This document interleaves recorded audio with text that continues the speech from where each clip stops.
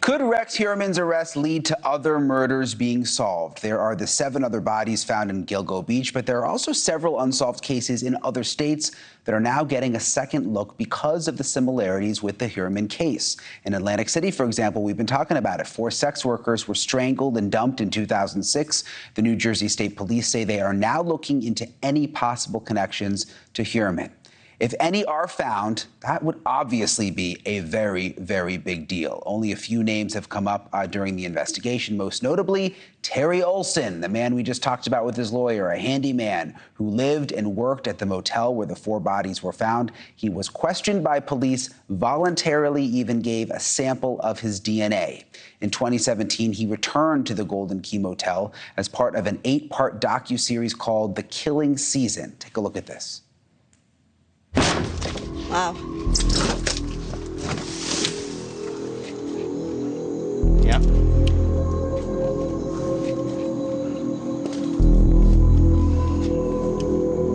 She was found literally right here.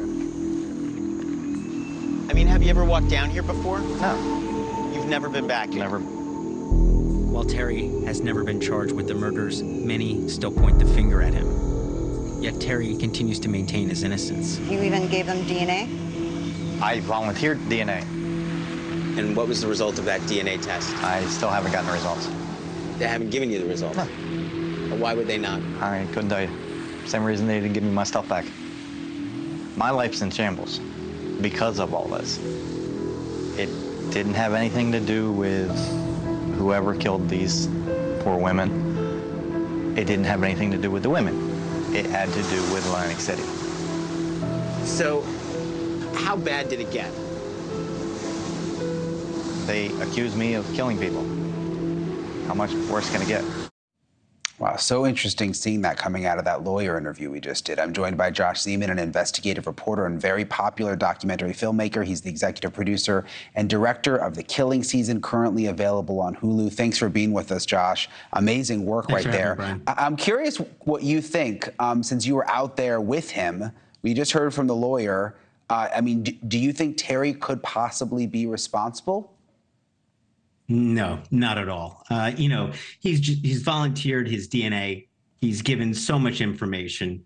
As Mr. Leonard said, you know, this was 16 years ago, and he's been so forthright. I actually feel horrible for Terry Leonard because, you know, he lives in this purgatory where all people always, you know, will believe that he may have done it because the Atlantic County Prosecutor's Office refuses to say that he's not a suspect. And, you know, this is just another example, unfortunately, of, you know, missing the ball in this case.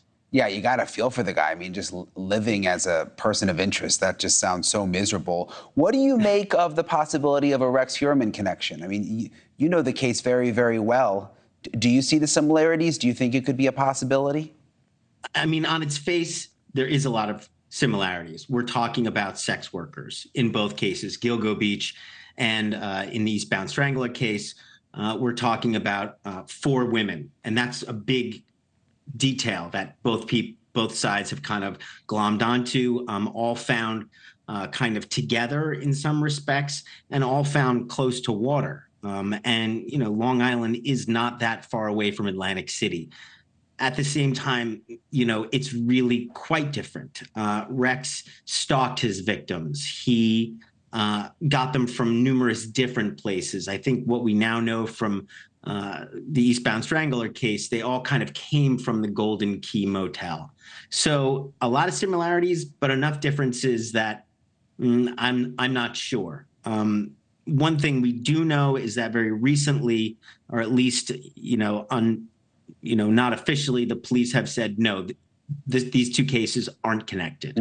Interesting. I mean, I was thinking about this today. It took 13 years for them to arrest someone in the Gilgo Beach case. So many people gave up hope. So many of the victims' families thought that it would never be solved.